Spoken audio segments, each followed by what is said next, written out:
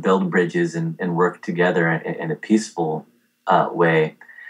And, I think the film shows that. And from my perspective, obviously I had to have the climb to have any of this happen. But for me, the film was always my main goal, because a climb is something that happens, during one period of time and then it's gone. But a film can kind of last forever.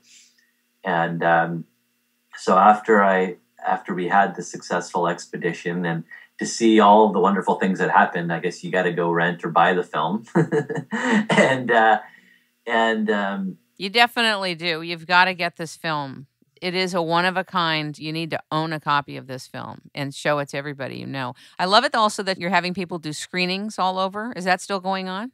Yeah. So what I do is I do speaking gigs, and usually they're incorporated with a screening of the film. So people want, whether it be at their school or their organization or at their company, they want me to come, and they'll often have me bring the film.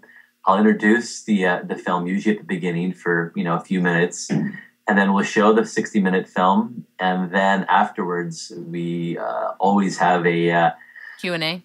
A lengthy and interactive and usually quite animated question and answer period, because people always have lots and lots of questions.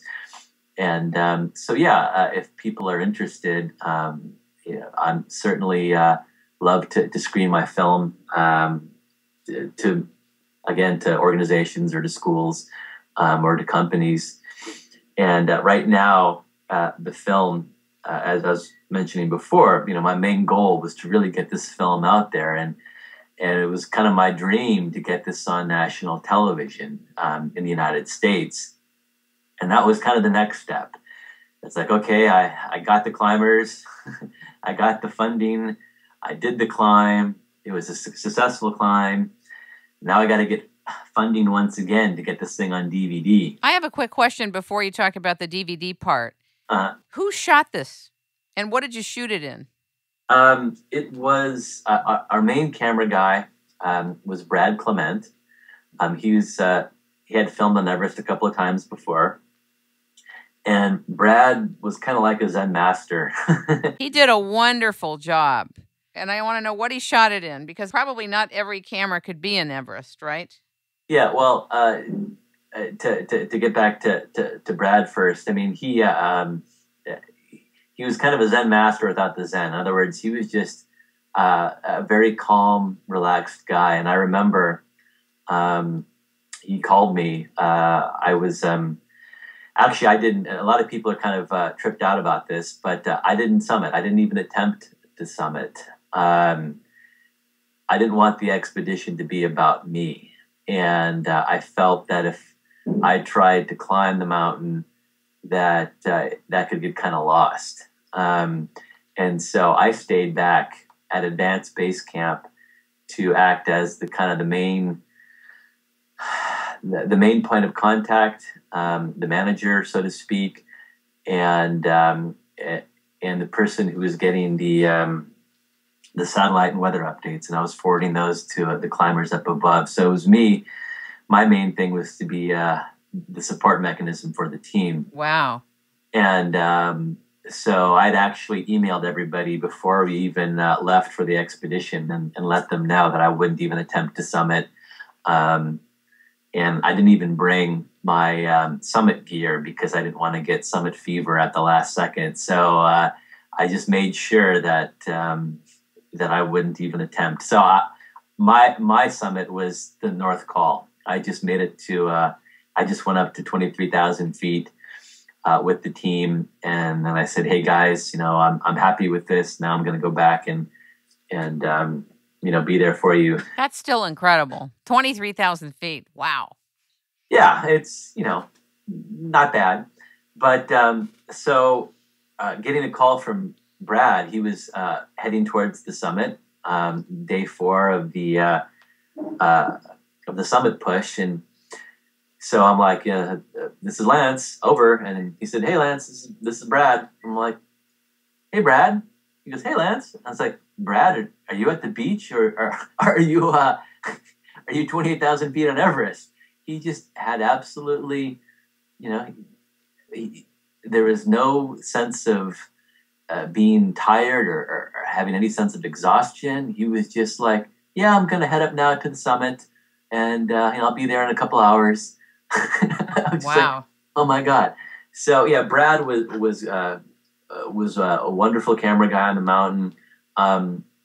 Also, we equipped one of our Sherpas, Namgyal Sherpa. I gave him a camera, just basically showed him how to film, and he turned out to be an amazing camera guy. He also took a bunch of wonderful images as well. And then I had a camera, and I filmed a fair amount of the expedition as well. And then a couple of other climbers had some cameras. And so basically, it was definitely a full team effort of making this thing happen. Wow. Unfortunately, back in 2006, when we filmed this, lightweight, affordable HD cameras weren't the norm. And so we filmed this in mini DV. So it's not the full HD resolution. Still looks great. Yeah, it still looks good. So I'm quite happy with that. Nowadays, everything is cheap and simple, but you go with what you have.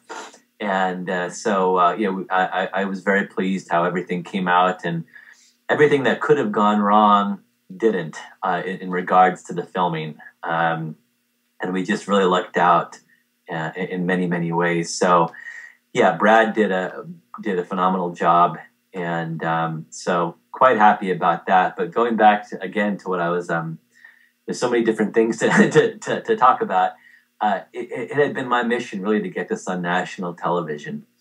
And but before that, I thought, well, I'm going to put this on DVD first. And so once again, having to fundraise, and people would be throwing money at me because I had this successful expedition and this really meaningful adventure caught on film, and Orlando Bloom was going to narrate it, but once again, it took many, many, many, many months to get funding to do the post production for the film, and it's hard to do something meaningful, but again, persistence and passion, that really paid off. And so then the DVD came out, and during this whole time, I was still trying to get the film on national television. And just recently, after a couple of years of pushing and pushing and pushing, I got a deal with PBS, and the film is now currently nationwide on U.S. television, on on PBS stations. And it's been wonderful. The film, in 3 months, has been shown over 1,100 times across the U.S., and that's unheard of. I mean, it's just getting phenomenal airtime, and there's still 3 more years of screenings. Now, I don't know when these screenings are going to happen. So at this point, it's just, call your local PBS station and say, hey, show Everest: A Climb for Peace. And of course, you can get the DVD as well, and watch what we did on film. How extraordinary! Absolutely extraordinary. Do you want to go back? Yeah, actually, one of the things I wanted to mention to your audience is this April, just right around the corner, I'm doing a base camp trek, a trek to Everest Base Camp in Nepal. We climb from the Tibetan side. The trek to Nepal is absolutely phenomenal. 2.5 weeks of culture, of beauty, of just absolutely amazing vistas that, things you can only dream about seeing. And so I'm leading a trek for peace in April, and still have some availability for clients. So if people want to come, by all means, let me know. The website is www.everestpeaceproject.com. everestpeaceproject.org, everestpeaceproject.org, and to go to